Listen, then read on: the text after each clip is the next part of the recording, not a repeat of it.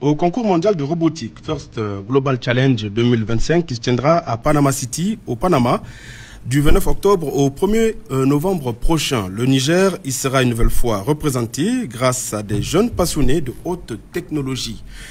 Qui sont-ils? Dans quelles conditions ont-ils préparé ce challenge de haut niveau? Et bien évidemment, quels sont nos atouts et nos chances? Ce sont toutes ces questions que nous poserons à nos jeunes ambassadeurs ici présents sur ce plateau.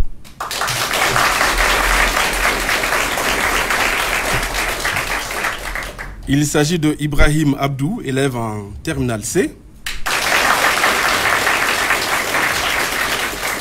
Ismaël Daouda, élève en deuxième année de maintenance industrielle.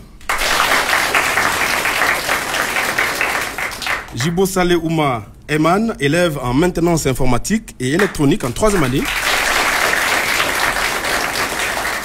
Aboubakar Lamine en première année d'administration générale.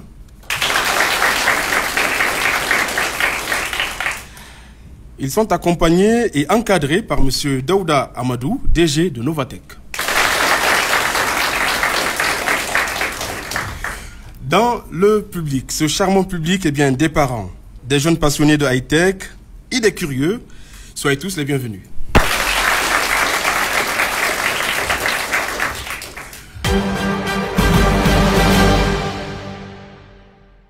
Mesdames, Messieurs, bonsoir et merci de nous rejoindre pour ce nouveau numéro de Jeunesse au micro. Alors, Monsieur Daouda, j'ai envie pour commencer cette émission et bien vous poser la question de savoir ce que sont devenus nos jeunes ambassadeurs que nous avions reçus il y a un an, ici même, sur ce plateau qui devait concourir à Athènes, il me semble. Tout à fait. Bonsoir, bonsoir à tous. Bonsoir Miguel. Effectivement, l'année passée, sur ce même plateau, nous accueillions l'équipe nationale qui allait représenter le Niger au First Global Challenge à Athènes. Donc, effectivement, beaucoup parmi eux sont un peu partout. Ils ont fini leurs études, ils ont eu le bac. Okay. Donc, on a eu la chance d'avoir une qui est avec nous, qui est venue nous soutenir. On peut l'applaudir? On peut l'applaudir, voilà. Voilà, donc, donc certains ont eu de bourses d'études, ils sont à l'extérieur, certains sont aussi au Niger pour continuer leurs études supérieures. Et la particularité, c'est que ces études-là sont orientées au niveau de la technologie. D'accord, très bien. Et quel était le rang que le Niger avait obtenu au concours de l'année dernière à Athènes? Alors, on a eu l'un de nos meilleurs rangs, parce que pour l'information, cette compétition de robotique, ça fait bientôt depuis 2017. On est la 8e édition. Voilà, donc l'année passée, avec, en tout cas, suite à un gros travail, on était autour de 52e, autour de 50e sur 190 pays. Sur 190 pays, on était 52e. 52. On peut l'applaudir? Alors, nos chances cette année, on va y revenir. En espérant que cette année, nous soyons parmi les top 5. On l'espère. On l'espère, Inch'Allah. Ouais. Alors, le Niger participe à ce concours depuis 2017, vous l'avez dit. Qu'est-ce qui a changé depuis dans ce domaine? Alors, il y a eu beaucoup d'évolutions. D'abord, le nombre de participants. Avant, il y avait 3 participants par pays. Il n'y avait pas assez de pays. Il y avait 3 participants par pays, plus l'encadreur, le manager. Là, ils sont montés à 5 participants, en fait 5 élèves, plus 2 adultes, 2 mentors. Et il y a aussi la qualité même du jeu. Donc, chaque année, ils augmentent la difficulté. Vous aurez l'occasion d'avoir plus de détails sur le jeu. Et il y a aussi les pays qui sont intéressés.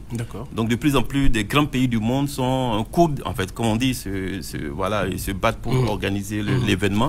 Donc, il y a beaucoup d'améliorations au niveau de l'organisation. Et de plus en plus de gros partenaires internationaux s'intéressent pour soutenir l'activité, notamment des grandes universités internationale, notamment MIT, qui est la plus grande université technologique du monde, qui s'intéresse à cette compétition-là. Voilà. Alors, les jeunes, comment ça va?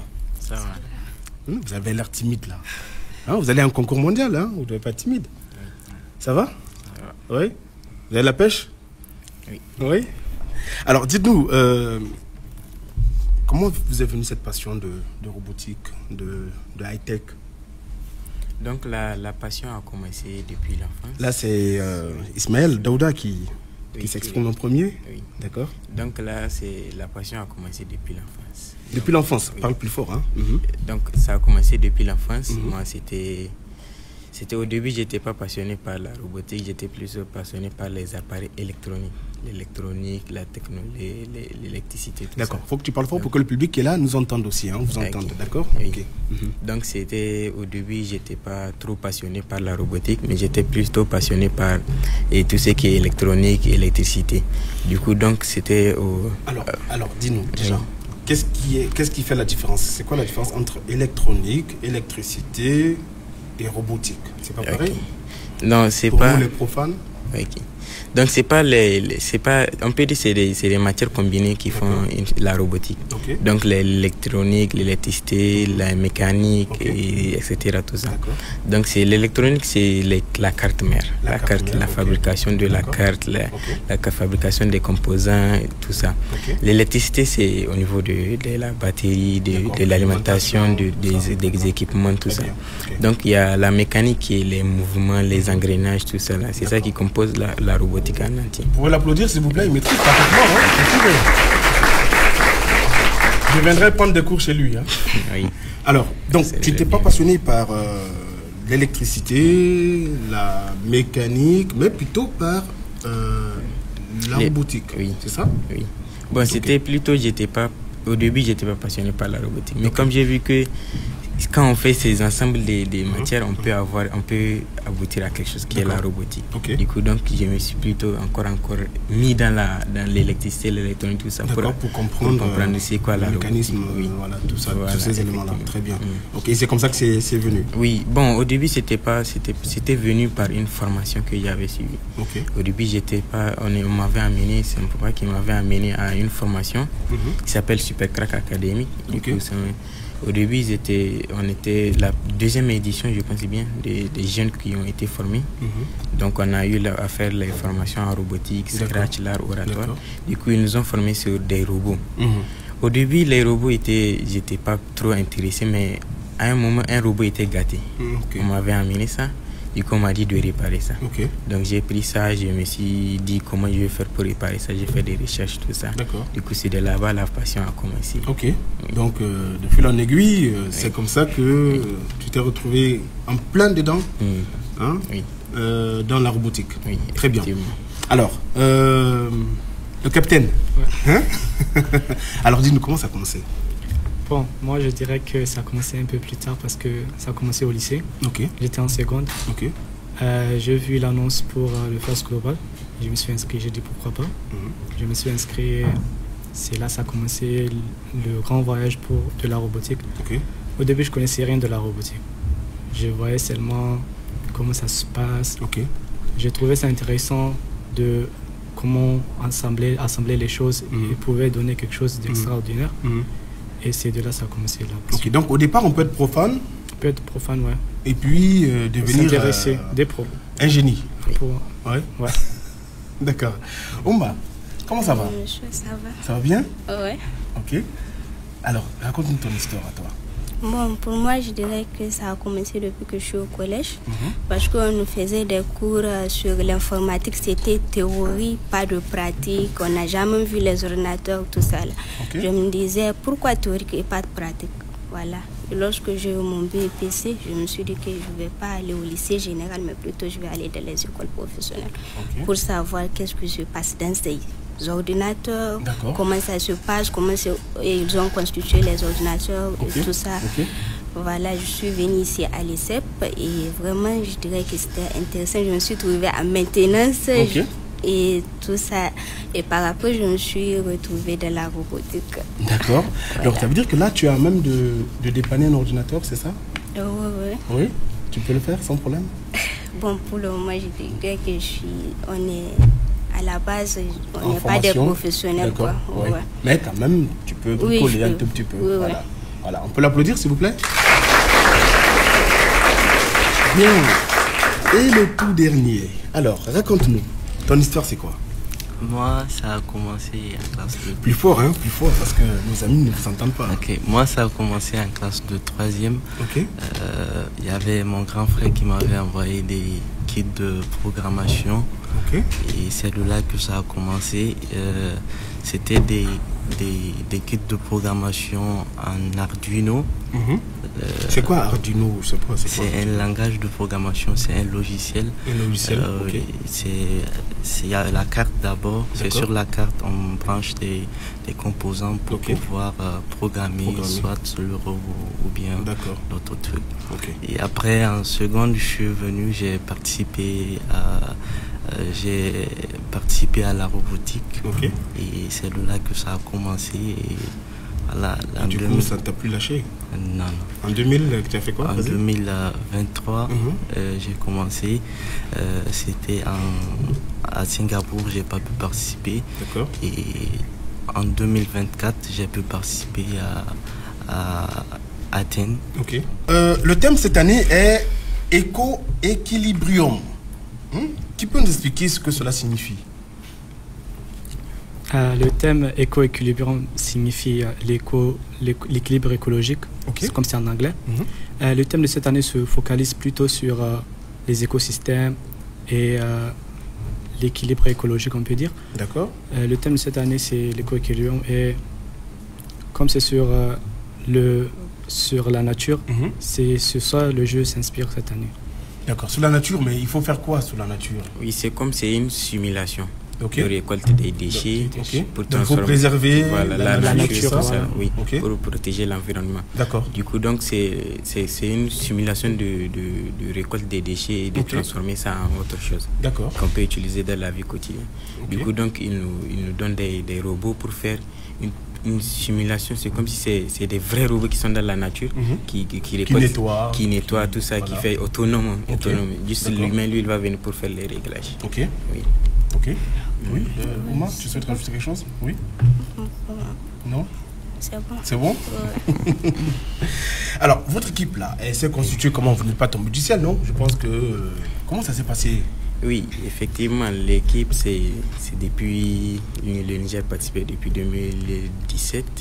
Du coup, mais au début, c'était pas avec nous, c'était pas nous qui comprenons. Mais c'est en 2019...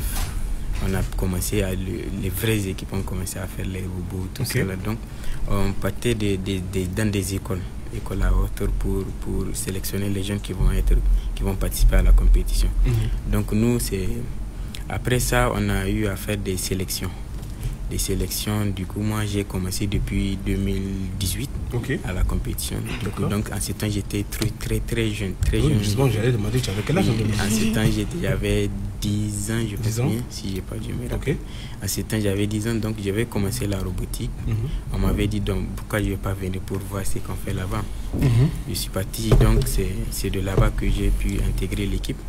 Mais bon, j'ai pu voyager en 2023. C'est en 2023 on a commencé les sélections, les vraies sélections. Du coup, on appelait les candidats de partout. On ne va pas dire qu'on va partir dans des écoles pour chercher les gens. Du coup, on a dit on va appeler tout le monde va venir participer. Donc, c'est là-bas on a sélectionné 10 jeunes. Donc, nous, on fait partie dedans. Donc, c'est les jeunes là qui vont participer à la compétition. Alors, si je comprends, c'est les meilleurs qui ont été sélectionnés ou qu'est-ce qui s'est passé? Il y a des critères. Il y a des critères. C'est quoi les critères? On peut dire que même si la personne ne connaît rien en robotique, s'il est passionné et qu'il aime la chose et qu'il est curieux, il peut participer. Donc, un des critères, c'est la passion. La passion, être motivé. Et aussi être âgé de moins de 18 ans. Moins de 18 ans, être âgé de moins de 18 ans. Parce que les gens ne peuvent pas prendre des gens qui font le bac et les gens qui font c'est du lycée, on peut dire. C'est du lycée. D'accord. Oui. Parce que même les gens qui ont été sélectionnés, c'était des jeunes qui ne connaissaient rien dans la technologie. Même allumer l'ordinateur, c'est un problème. Donc c'est là-bas ils ont commencé à découvrir comment ça marche. Et puis ils ont continué dans la technologie. Et le virus, la menace a pris. Oui, voilà. Ça a pris. Et la bactérie nous a contaminés. La bactérie nous a contaminés. D'accord. Alors, ça vous a pris combien de temps pour concevoir ce robot-là que je vois? Il y a un robot qui est là. Ça vous a pris combien de temps pour le concevoir? Et vous allez aussi nous le présenter, hein? D'accord? Alors, présentez-nous déjà. Dites-nous combien de temps ça vous a pris pour le concevoir? Qui c'est qui va... Bon, je dirais que ça nous a pris 1 mois. 1 mois? Oui, les assemblages, les réglages, tout ça pour arriver à la fin. D'accord. Donc pour avoir le produit fini que nous avons là, ça vous a pris 1 mois? Non, bon, au total, ça nous a pris 6 mois. Mais c'était 1 mois pour concevoir nos idées. Tout ce qu'on a eu à réfléchir comme idée, pour comme se réflexion, préparer, pour se préparer pour la compétition. Donc c'est ça qui nous a pris 1 mois. On a fait plusieurs prototypes, on peut dire. On a fait 2 robots, je crois, qu'on a testé. On a vu que ça ne marche pas bien. Oui, bien sûr, il faut toujours faire des essais. Oui, des essais, voilà. Oui, okay. C'est avec ces essais qu'on a pu apprendre de nos erreurs. D'accord. Et au fur et à mesure, on a corrigé pour avoir le produit final. Ok, d'accord. Alors, oui, c'est bon. Voilà le robot qu'ils ont inventé. Vous pouvez, s'il vous plaît, les applaudir. Alors, présentez-nous ce robot-là, comment ça marche, voilà. Allez-y, on passe à la démonstration. Bon, le terrain du jeu sera composé de 3 écosystèmes. Ok. Les 3 écosystèmes sont remplis de déchets. Ok. Maintenant, ce robot de faire sortir ces déchets et de les mettre dans la poubelle. D'accord. Maintenant, une fois dans la poubelle, les petites boules vont commencer à sortir. Okay. Les petites boules représentent la biodiversité. D'accord. Maintenant, le robot, c'est à lui de collecter ces biodiversités et de les stocker dans le robot. Okay. Maintenant, une fois dans le robot, il va amener ça à l'humain. Et c'est à l'humain de prendre et mettre ça dans les écosystèmes où il y avait les déchets. D'accord. Voilà. Maintenant, une fois à la fin, il y a une corde qui va tomber des 3 écosystèmes. Maintenant, c'est au robot de partir s'approcher. Okay. Quand il s'accroche, ça représente, quand il est dans un niveau précis, okay. Il va... C'est comme si on peut dire que ça représente l'équilibre entre les 3 écosystèmes. D'accord. Voilà. Mais là, la corde, on n'a pas d'accord. On n'a pas la corde voilà. ici, oui, tout à fait. Donc, on nous explique quand même. Oui, d'accord, ok. C'est une petite simulation. C'est comme si le robot, lui, il part dans la nature, il voit les déchets, il les récolte. Donc, c'est les déchets qui sont... Donc, c'est les déchets qui sont les petites boules. D'accord. Donc, lui, il les récolte. D'accord. On a les petites boules ici? Oui, ils sont... Oui, d'accord, très bien. Okay. C'est la biodiversité. Les grandes boules, on n'a pas... Voilà. Malheureusement, on a oublié, on n'a pas amené. D'accord. Donc, c'est eux les déchets. C'est eux les déchets qui constituent les déchets. Donc, ça, c'est le ramasseur. Ok. Ça va commencer à ramasser les petites boules pour partir déposer ça, stocker ça dans un trou. Okay. Et bon, d'abord, on va prendre les grandes boules. Comme il n'y a pas les grandes boules ici, on va prendre les grandes boules et le robot, ça, il va partir stocker ça dans des petits trous. Et c'est à partir de ça que les petites boules là vont commencer à tomber. D'accord. Donc il va récolter les petites boules pour amener ça à l'humain et c'est à l'humain de jeter ça dans les écosystèmes. Alors, Ouma, tu es l'humain, il va ramasser les petites boules et les amener. Voilà. D'accord. On fait la démonstration. Alors, elles sont où les petites boules? Ok. Donc il y en a une, c'est ça, que vous avez amené? Bien. Venez par là pour ne pas cacher le but. Non, non, Ouma, toi tu restes là à ta place. Bien.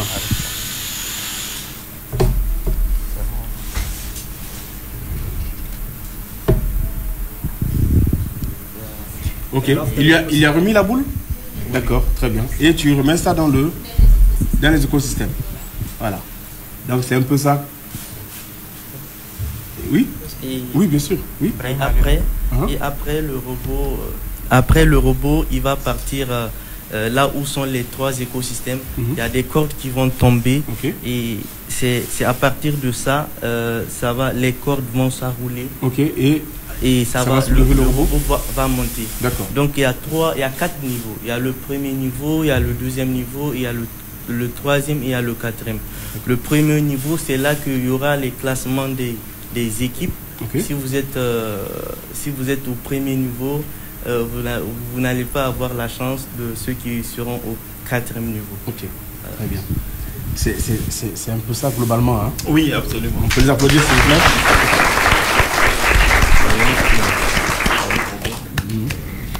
Ok. D'accord. Alors, donc, on vient de voir la démonstration et dans quelques jours, donc, Inch'Allah, vous allez participer dans la capitale panaméenne à ce concours mondial de robotique. Quel est votre état d'esprit actuel? Bon, on peut dire qu'on est un peu stressé, c'est normal. C'est tout un pays qu'on représente, donc on est un peu stressé, mais on est aussi très confiant. On est aussi très confiant à cause parce que notre robot, on croit qu'il est bien. Il répond aux critères de la compétition et on a de la chance. Et aussi, on dirait que le robot est simple, pas compliqué. On a fait un truc simple et rapide et efficace. Ok. Voilà. Alors, et toi, ça va? Tu es confiant? Oui.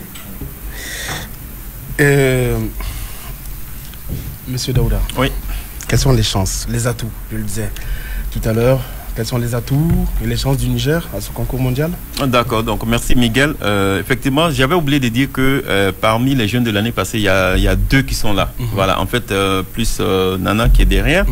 En fait, la stratégie, c'était de dire, avant, quand les jeunes partaient, ils ne repartaient pas 2 fois. Donc, on a vu qu'il y a certains pays qui amènent leur équipe plusieurs fois parce qu'ils gagnent en expérience. Donc, on a gardé les 2 de la Grèce l'année passée, l'année dernière. Pour qu'ils puissent avoir de l'expérience, on a privilégié les anciens pour qu'on puisse avoir plus de médailles. Parce que, pour votre information, il y a beaucoup de prix pendant cette compétition-là. Donc, ils ont eu de l'expérience. Et pour information, tout ce que vous voyez là, les jeunes, ils l'ont fabriqué pratiquement à 90%. 90% c'est eux qui ont fait ça. Et pour information, la documentation en anglais, donc ils se débrouillent. Donc c'est pour développer vraiment l'esprit de recherche, voilà, on les laisse eux-mêmes faire les erreurs, tout ça. Donc on pense que effectivement ils ont répondu à pas mal de critères de ce robot-là par rapport à la compétition. Peut-être ce qu'ils n'ont pas rajouté, c'est que pendant la compétition, c'est des alliances. C'est des alliances entre pays. Donc c'est 3 pays qui jouent contre 3 pays. C'est pour renforcer la collaboration entre les pays autour de la technologie. Donc vous allez vous retrouver peut-être avec la Chine. Bon, vous voyez, vous allez retrouver avec, je sais pas, l'Australie. Vous êtes dans la même alliance. On appelle ça des alliances. Voilà, 3 pays contre 3 pays pendant 2 minutes, 2 minutes 30 secondes. Et c'est des centaines de jeux. C'est des centaines de matchs, pardon. Ça va très dans le maniement de ce robot-là. Voilà, donc ça va très vite. Les points montent rapidement. Donc c'est l'occasion de dire que pendant la compétition, on invite le public, ceux qui nous regardent, on va peut-être partager le lien. C'est en direct sur YouTube. C'est en direct sur YouTube. Et il y a plusieurs terrains. Il y a 5 terrains et chaque terrain est en live sur YouTube. C'est un peu comme pendant les compétitions mondiales de football. Exactement. Plusieurs matchs jouent à même chose. Voilà. Et autre chose, c'est pour dire aussi que ça représente un peu les Jeux olympiques de la robotique. C'est très important parce que, comme je dis, à 180, c'est tous les pays du monde. Ils ne veulent pas exclure tout le monde. Donc tous les pays du monde sont réunis. Donc pour revenir à ta question, vraiment il y a plus de chances parce que l'équipe a eu beaucoup d'expérience. Ce qui fait qu'ils ont eu assez d'autonomie et on espère que de plus en plus ça va en termes d'alliance, nous on a déjà la nôtre, l'AES. Je pense que la prochaine fois on espère. On espère. Alors on va à présent aborder la question de la condition, les conditions pour savoir si elles sont réunies maintenant. Les conditions, est-ce qu'elles sont réunies pour vraiment honorer valablement notre pays? Et vous êtes à quel niveau des préparatifs? Est-ce que tout est fin prêt? Bon, les préparatifs, on est en train de faire les préparatifs. Là, ça ne va jamais finir. On est en train de s'entraîner, on est en train de se préparer pour vraiment présenter le pays. Pour espérer avoir des médailles et puis revenir au pays. Oui. Et les conditions? Les conditions sont-elles réunies de ces préparatifs-là? Comment ça se passe? Pour le moment, on se débrouille financièrement. C'est-à-dire quoi? C'est-à-dire quoi vous vous débrouillez financièrement? Vous vous auto-prenez en charge? On peut dire ça, ouais. Parce que la compétition, c'est pas seulement sur le robot, on peut dire, parce qu'il faut aussi représenter le pays. C'est pour ça, chaque année, on amène un peu de choses de la culture nigérienne pour montrer aux étrangers qui aiment ça très bien. On amène parfois des kilichi, des tofi, des coconadi. Et je suis sûr, je vous dis que les gens là aiment trop kilichi. Ils n'aiment pas les massa aussi? Bon, moi ça peut se gâter dans la vie. C'est pas transportable. C'est pas transportable. D'accord. Alors, ce qu'ils disent là, ça fait un peu peur là. Ils disent ils s'auto-prennent en charge ou quoi? Bon, on peut dire en partie parce que la particularité de cette compétition, c'est que les organisateurs prennent en charge notamment le déplacement et l'hébergement et tout ce qui est là-bas. Mais ça nécessite d'autres moyens. Lesquels? Par exemple, les préparatifs du robot. Il faut le préparer. Il a parlé de la culture nigérienne. En fait, vous savez, c'est une compétition où on met en valeur le pays. Et ça, je vous dis, c'est le pays. Vous allez voir, il y a près de 190 stands. Chaque pays a son stand. En plus des matchs, on vous dit que présentez votre pays. Donc, pour présenter un pays, vous êtes d'accord avec moi qu'il faut des moyens. Il faut des moyens pour montrer nos richesses culturelles. Donc c'est à ça qu'ils font allusion, notamment la culture, l'habillement, la restauration.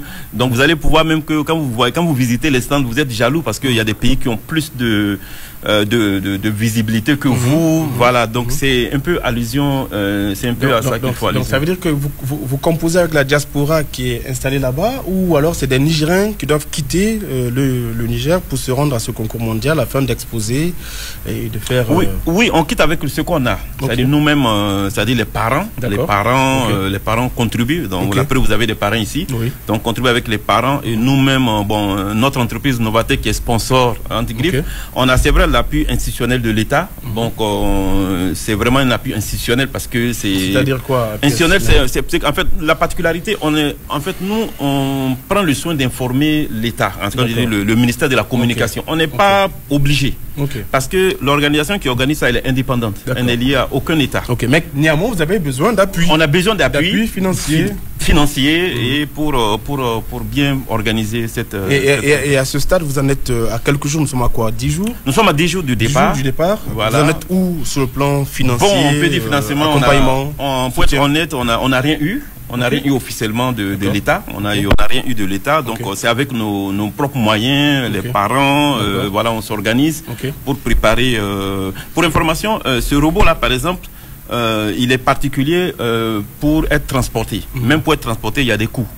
Donc tout ça, c'est nous qui faisons... d'accord. Voilà, et l'organisation du concours ne prend pas en charge? Non, ils ne prennent pas en charge tout ça. Donc on se débrouille avec les moyens qu'on a pour ça. Qu'en est-il des sponsors? Est-ce que vous avez contacté des entreprises? Oui, chaque année on essaie de contacter des sponsors. Pour l'instant, vous attendez les réponses? On attend les réponses, voilà. D'accord. Bon courage, on espère que vous aurez des réponses favorables d'ici là et que l'État va davantage vous accompagner. Alors, à présent, nous allons donner la parole au public. Qui pour des questions, pour des contributions? La parole est au public. Et je voudrais particulièrement remercier en tout cas les parents qui sont là, les aînés, qui ont décidé d'accompagner en tout cas leurs enfants et leurs frères. Le micro est là. Alors, donnez le micro. Je me présente au nom de Ikiri Kamzata, étudiant en informatique et télécommunication à l'ICEP Niger. Et j'ai une question à M. Daouda. S'il vous plaît, monsieur, depuis que vous avez commencé à la robotique au Niger, êtes-vous confronté à des obstacles? Allez-y, c'est la première question. Il y en a d'autres? Il y en a d'autres? Ok, allez-y, posez toutes vos questions. Et aussi pour notre jeune équipe qui va représenter le Niger, j'aimerais savoir, s'il vous plaît, quelle est la capacité de la batterie en termes d'énergie pour alimenter ce robot? Ok, d'accord, c'est tout? Très bien. La parole à une autre personne, s'il vous plaît. Assalamu alaikum. Je suis Aboubakar Idriss Senou, étudiant en 3e année de licence professionnelle de télécommunications et informatique, option réseau télécom.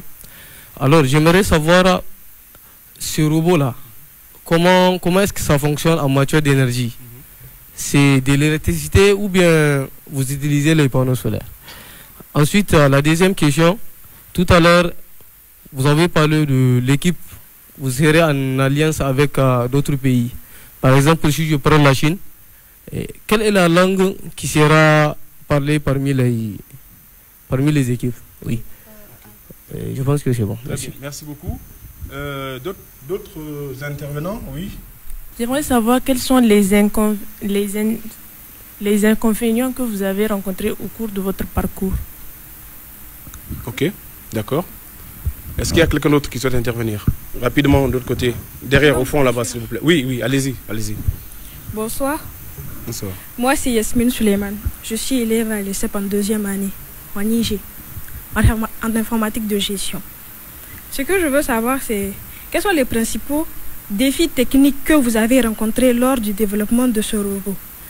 Et aussi, comment assurez-vous la sécurité et la confidentialité des données collectées par ce robot? Et une dernière, quelle est la durée de vie de batterie et comment le robot est-il alimenté? Comment le robot est-il alimenté? Oui. D'accord, très bien, merci. Je crois qu'il y a toute une série de questions. Laissez, il va répondre. Il va répondre rapidement. Hein. Ceux à qui on a posé des questions, ils vont répondre. Et ensuite, on retourne vers un deuxième tour de table. Je vous en prie. Oui, allez-y. Des obstacles, ça ne manque pas. Alors, le premier défi, c'était de trouver des jeunes pour participer à la compétition. Alors, ce qu'on faisait à l'époque, on ciblait les écoles. Donc, les écoles, notamment le lycée d'excellence, des écoles où ils ont déjà des activités qu'ils faisaient.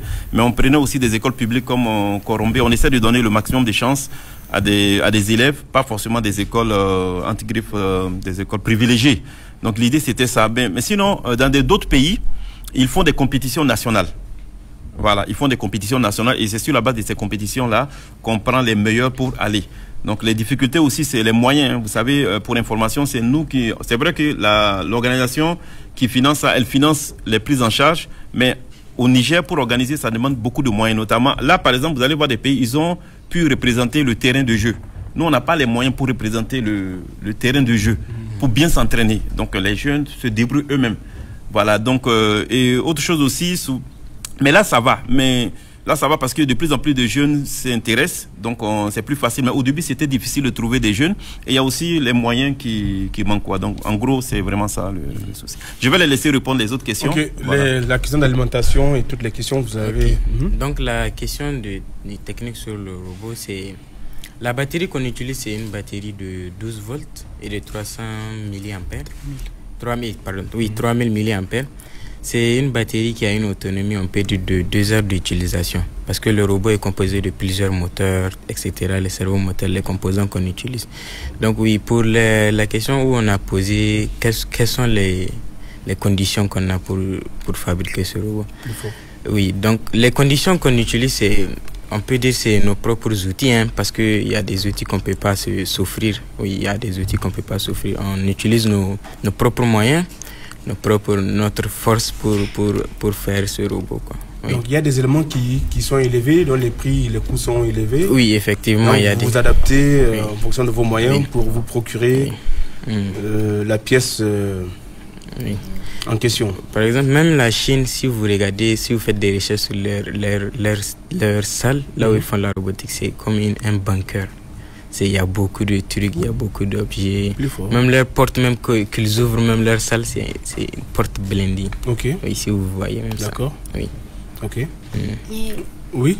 Pour répondre à la question de la langue. Plus fort, s'il vous plaît, Pour répondre à la question de la langue qu'on parle une fois là-bas, c'est l'anglais. Je dirais que l'anglais est la langue la plus parlée dans tous les pays du monde.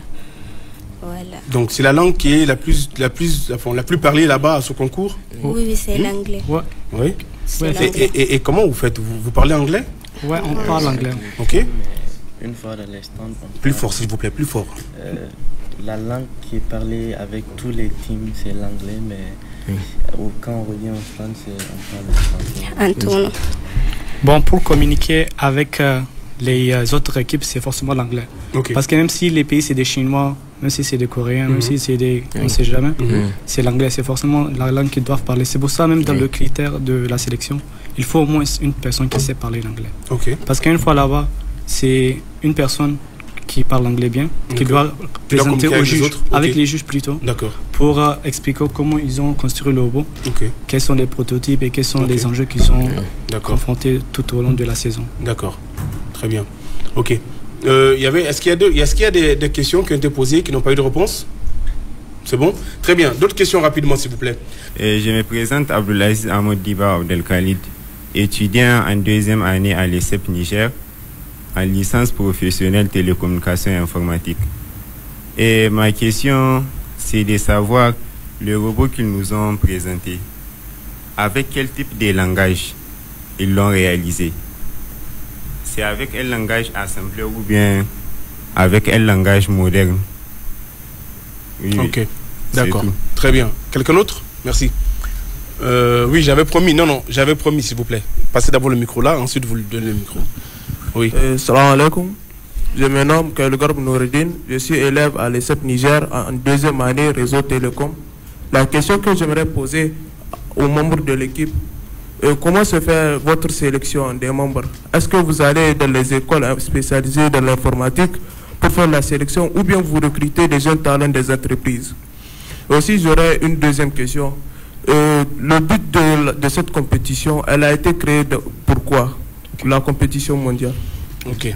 Je pense que la première question, on a déjà répondu à cette question, mais comme il parlait à voix basse, vous n'avez pas entendu la réponse. Il parlait à voix basse, on entendait. D'accord. Allez, de remettez à la jeune fille, s'il vous plaît. S'il vous plaît. Du coup, j'aimerais savoir comment vous allez transporter ça. Genre, ce sera sous forme de colis ou bien comment. Et le deuxième robot, ils sont ensemble ou bien... Ok, on reviendra sur le deuxième robot après. Oui. Aussi, ça c'est pour l'équipe. Comment vous gérez le stress du concours? Parce que c'est bientôt et puis comme c'est pas ici, comme vous allez aussi parler l'anglais, bon je sais pas si vous vous débrouillez bien. Comment vous vous sentez tout ça avant d'y aller? C'est un concours que vous allez représenter le pays et tout, et aussi les spécialités du Niger. Et ma dernière question, moi je suis une passionnée de la technologie vraiment. Et puis avant de vous voir, je pensais qu'il fallait d'abord entrer à l'université, faire les études avant de commencer. Franchement, ça m'a toujours passionnée. Et quand je vois, j'aimerais savoir comment vous avez fait pour débuter, parce que j'aimerais aussi commencer comme vous. C'est tout. Merci. D'accord. Je pense qu'on a des réponses déjà à deux, mais bon, comme... Ok, il parlait à voix basse. Oui, bonsoir, allez-y. Moi, c'est Ibrahim Abdoua Mohamed Khalid. Ben, j'ai des questions à poser, malgré que l'autre elle a déjà posé. Moi, c'est surtout, ma question se base sur ces robots. Est-ce que c'est sa taille définitive ou bien il y a un autre robot qui est plus grand que ça, ou bien c'est sa taille définitive? C'est ça surtout ma question. Très bien. Ok, très bien, on va s'arrêter là. Rapidement, ils vont répondre et puis on va voir si le temps nous permet. Ok. Rapidement, les questions, oui. Rapidement, pour la sélection, comme je l'avais dit, au début, on écrivait aux écoles. Ok. Et c'est les écoles qui nous donnaient les élèves en fonction des critères. On mettait un peu les critères. Parce que vous avez remarqué que en plus de le fait d'être passionné par la technologie, il y a aussi des aspects personnels. Il faut être, comme il a dit, curieux. Il faut, voilà. Et il y a aussi le comportement qu'on regarde aussi de la personne, parce que vous allez représenter le Niger, donc lors de cette compétition-là. Donc, mais notre objectif d'ici peut-être quelques années, si on a plus d'appui, on veut organiser des compétitions nationales, peut-être dans chaque région, et comme ça sera au mérite. Mais pour le moment, on a nous-mêmes nos propres critères de choix, et chaque pays est autonome pour choisir ses propres critères. Donc, parce qu'il n'y a pas de critères à part l'âge. Le fait de parler l'anglais et d'être passionné, on est libre de faire ça. Donc ça c'est un. Deuxième chose rapidement, pour la caisse. Il y avait une question sur la caisse. Alors ce robot-là, il tourne autour de 50 cm sur 50 cm, mais c'est pas sa taille exacte. Hein. Il y a sa taille au début et il y a la taille pendant la compétition. Alors on met dans une caisse de 60 x 60, c'est une caisse qui a la forme d'un cube. On met ça dedans et ça se met en dessous. Et c'est là où souvent on a beaucoup de difficultés parce que ça dépend des avions. Si l'avion n'est pas assez grand, souvent c'est très compliqué. Il y a des pays malheureusement ils partent là-bas sans leur robot. Okay. Malheureusement, oui. C'est vraiment des épreuves. Au-delà même de la compétition, c'est vraiment beaucoup d'épreuves. Là, par exemple, le voyage va se faire à peu près 2 jours de voyage à peu près. Oui. Imaginez, donc il y a beaucoup d'épreuves, les gens viennent fatigués. Donc voilà les éléments de réponse que je vais donner. Sans compter le décalage horaire. Voilà. Le poids, quel est le poids de ce robot? Alors, pour le poids, il n'y a pas de... Oui, il n'y a pas de critère, oui, mais quand même, combien à peu près le kilo? Bon, on n'a pas pesé. On n'a pas pesé? Voilà, plus de 3-4 kilos quand même? Ça fait 23 kilos. Voilà, 3 kilos. Voilà, mais il ne faut pas que ça dépasse quand même le poids de l'avion. Oui, de l'avion, les 32 kilos. Le robot plus la caisse. Donc, on est autour d'une vingtaine de kilos à peu près. Mais ça varie chaque année. En fonction du thème, les pièces qu'on met dedans, ça varie. Voilà. Donc, ils vont répondre les autres questions. Et surtout, là où, pour les dimensions du robot, c'est du 50-50. Parce que, une fois, au début du jeu, le robot doit être 50-50. Il ne doit pas dépasser. Mais une fois le jeu commence, il peut être sans, il n'y a pas de problème. Mais c'est strict en fait. On ne peut pas dépasser les 50 cm. D'accord. Oui. Il y avait d'autres... il y a sur les langages de programmation. Si on utilise le JavaScript, OneBot Java, c'est pas la même chose avec le Java qu'on programme, mais on utilise le JavaScript qui s'appelle OneBot Java. On programme avec ce langage. Et aussi, il y a le langage bloc qui s'appelle OneBlock. Et OneBlock, c'est ça. On utilise ça pour programmer. On utilise plus le OneBlock pour programmer parce que c'est plus facile et plus maniable à comprendre. Quoi. Oui. Alors, il y avait une autre question qui n'a pas eu de réponse. Ouais, quelqu'un aussi a parlé du stress. Oui, du stress. Voilà. Il a parlé du stress et du fait que l'anglais, si c'est une barrière, je dirais non, parce que je crois qu'il y a une personne qui sait très bien parler l'anglais en tournoi. D'accord. Et ça suffit déjà. Ok. Qui parle anglais parmi vous? Bon, c'est lui qui est en train de parler. Ok, bon, ce que je veux rajouter, prochaine question. Voilà, Miguel, rapidement, c'est l'occasion, parce que le public nous regarde, c'est l'occasion vraiment de lancer un appel, même si c'est pas le moment, même si tu le permets. Vraiment, les jeunes, c'est de s'intéresser à la technologie, notamment l'anglais. Il faut pas avoir peur. Là-bas, c'est vraiment l'anglais. Ils vous ont pas dit, mais c'est vraiment l'anglais. Vous parlez anglais, vraiment, c'est du vrai anglais. Ok, donc c'est une langue qui est très importante. Il faut vous intéresser à l'anglais. Et autre chose aussi, notre objectif, c'est de faire en sorte que tous les jeunes puissent profiter de la robotique. Vous allez voir parmi ces enfants qui sont là, il y a beaucoup qu'on a déjà formés parce qu'on veut préparer les futurs. Donc si vous avez votre lycée, c'est pas pour faire de la publicité, mais si vous avez votre collège, votre lycée, on a ces jeunes-là qui sont prêts à venir vous donner les b.a.-ba de la robotique. Et n'ayez pas honte, hein, il y a des personnes, des étudiants, c'est vrai, eux ils sont au niveau lycée, mais c'est grâce aux formations que nous les avons données. Mais on est prêt à aider les écoles, les établissements qui veulent découvrir la robotique parce qu'il y a un b.a.-ba qu'il faut découvrir. Si vous avez le b.a.-ba, vous pouvez même aller travailler à la NASA. C'est presque la même chose. Il y a presque pas de différence. Donc si vous n'avez pas ce b.a.-ba là, même si vous êtes élève ou étudiant, si vous n'avez pas ça, ça va être difficile pour vous de comprendre la robotique. Donc c'est un message. Et on fait des formations, par exemple, pendant les vacances. Et nous, on veut préparer la future équipe qui va partir l'année prochaine parce que c'est chaque année. Donc on va organiser des formations et dans ces formations-là, on va détecter des jeunes parce que nous, on sait comment on les détecte. On sait on sait ce qu'il faut pour détecter ces jeunes-là. Okay. Donc voilà le message que je voulais passer. D'accord, très bien. Oui, il y a un deuxième robot effectivement qui est là. On me fait signe que le temps passe vite. Alors, qui c'est qui l'a créé? Qui c'est qui l'a inventé? Est-ce que dans le public, j'ai oublié de demander s'il y en avait qui ont des projets dans le domaine de la robotique ou s'il y en a qui ont déjà créé je sais pas moi, un appareil inventé ou je sais pas moi. Bon, alors, on a ce robot, le deuxième qui est là. Oui. Qui c'est qui l'a inventé? Bon, c'était pas nous seuls. On était d'une équipe qui une équipe, d'accord. D'accord. Et c'est quoi? C'est un robot qui s'appelle Gonadroid.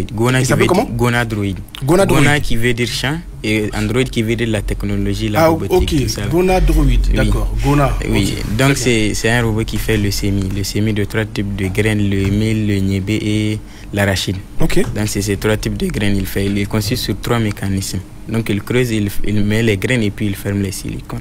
Ok.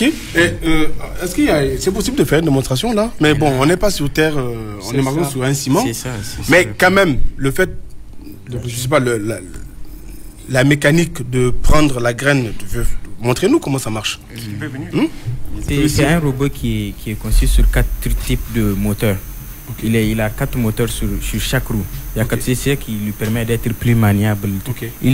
On a prévu d'utiliser le solaire pour alimenter ça. Ok. Puisqu'il travaille dans le champ. Oui, puisqu'il travaille dans le champ et puis il ne sera pas alimenté autonomement. Maintenant, il y a ces 2 moteurs qui sont en haut, les noirs là. C'est des moteurs. C'est les mêmes moteurs qu'on a utilisés sur les roues. Donc il a les mécanismes qui creusent ici en bas. Il y a ce mécanisme là. Donc c'est ça qui creuse les silicones. Okay. Si vous voyez une boîte en haut là ici, c'est là où on met les graines, les 3 types de graines qu'on veut. Dans le micro. Donc oui, c'est ça, c'est là-bas on met les graines. Donc c'est là-bas les graines vont sortir pour tomber dans les silicones. Donc dans les petits trous que le robot aura fait. Voilà, effectivement. Donc c'est le mécanisme qui est à l'arrière qui va fermer le trou. Le trou. Donc il sème, il referme le trou, il avance, ainsi de suite, il sème, il referme le trou. Il n'est pas autonome, hein, il est piloté à distance. C'est pas un robot autonome jusqu'à maintenant. Mais on a prévu d'intégrer l'IA et puis d'installer des... L'IA, c'est l'intelligence artificielle. Voilà, l'intelligence artificielle, effectivement. Okay. Et d'intégrer panneaux solaires pour qu'ils soient autonomes sur beaucoup plus autonomes. Voilà. Et puis, c'est seulement on va venir faire les maintenances et puis après, on va laisser ça. Il va travailler lui seul. Okay. Mais pour le moment, il est piloté. D'accord. C'est un prototype, c'est pas un... C'est un prototype. Ça commence toujours par des prototypes. Oui. Et le plus important, c'est d'avoir déjà cette initiative, c'est d'avoir l'idée. Et maintenant, vous avez besoin de quoi pour davantage perfectionner vos recherches? C'est beaucoup de choses. Parce qu'il y a des robots qui sont en Europe. Il y a des qui s'appellent Pharmadroid, je pense bien.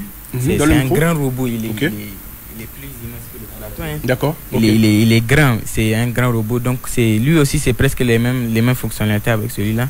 Mais un peu plus mais là, pour celui-là, pour le développer, parce que c'est un prototype, vous avez besoin de moyens pour on a besoin de beaucoup de moyens. On a besoin de beaucoup de moyens sur les plans, les matériels, ce qu'on utilise, la technologie qu'on doit implémenter dedans. Parce que maintenant, les cartes qui sont utilisées dedans ne peuvent pas prendre l'IA. Donc on est en train de faire des recherches pour voir ce qu'on peut amener. Donc vous avez besoin de ressources financières. Oui, effectivement, on a besoin surtout, de c'est ça le nerf de la guerre. Oui. Très bien. On les applaudit, s'il vous plaît. C'est la génération consciente, hein, qui souhaite parler. Ok. Ah d'accord, très bien. Ok. Salam alaikum. Bonsoir tout le monde. Bonsoir. Comment allez-vous? Bien, merci. C'est un réel plaisir de parvenir à assister à ce plateau afin de prouver notre soutien à nos jeunes petits frères. Et nous profitons de cette occasion pour appeler l'État à s'engager davantage dans les nouvelles technologies. Parce qu'aujourd'hui, c'est un domaine très complexe et très compétitif. Incontournable, oui. Voilà. Merci beaucoup. Merci et nous implorons Dieu de faciliter et de faire en sorte qu'on va remporter des meilleurs prix dans la compétition. Merci. Inch'Allah. Bien. Alors, les amis, vous serez au Panama dans quelques jours. De retour du Panama, qu'est-ce que vous comptez faire? Bon, maintenant, là, on parle projet. Jusqu'à maintenant, pas même quand on va revenir. Même maintenant, on organise des formations pour les enfants. Ok. On ne s'est pas dit on ne va pas laisser nos connaissances garder comme ça sans partager. Ça. Oui. Oui. Donc, on organise des formations pendant les vacances et aussi pendant l'année scolaire. Donc, pendant les vacances, on organise des formations pour les enfants de 8 à 14 ans. Du coup, et puis pendant l'année scolaire, c'est de 8 ans à 12 ans parce qu'après, il y a le collège et ils sont trop occupés. Donc, c'est ça, on fait. Très bien. Alors, la dernière question rapidement. Quelles sont vos créations? Déjà, j'en ai vu une, mais vos créations personnelles. C'est-à-dire que, voilà, que c'est vous qui les avez, qui avez inventé sans le soutien de vos amis, hein. C'est-à-dire création personnelle. Qui c'est qui a conçu quelque chose ici, tout seul? Oui. Bon, moi j'avais fait un petit mini ordinateur. Un mini ordinateur qui est conçu sur le Raspberry Pi. C'est une carte Raspberry Pi 2 modèle B. C'est du chinois, il n'a rien là. Hein? C'est Raspberry Pi qui veut dire le fruit là qu'on utilise, qu'on mange de temps en temps. D'accord. Donc c'est une petite carte qu'on peut soi-même concevoir, mais un peu plus développée. Ok. Et l'ordinateur était censé faire quoi? Il était censé pour être utilisé pour des projets personnels, comme faire des langages de programmation, faire des jeux dessus. On a même à former des enfants sur ça. D'accord. Ils ont pu faire démarrer puis faire initialiser la carte. Ils ont pu faire des jeux dessus, programmer des jeux eux-mêmes avec la carte là. On va finir donc avec la maman. En tout cas, je vais parler en tant que mère. Je leur souhaite bonne chance à nos heureux encadreurs et encore les personnels du Télé Sahel et encore à nos jeunes talentueux. Bonne chance beaucoup. Bon voyage, du courage. J'encourage encore les autres jeunes de venir encore. Bien sûr. Pour se mettre dans ce métier-là. Vraiment, je les encourage beaucoup. Merci beaucoup, madame. Merci. Et c'est donc... elle avait souhaité dire quelque chose, alors vas-y. Vas-y. Je t'accorde la parole, vas-y. S'il vous plaît, les filles, ne vous cachez pas.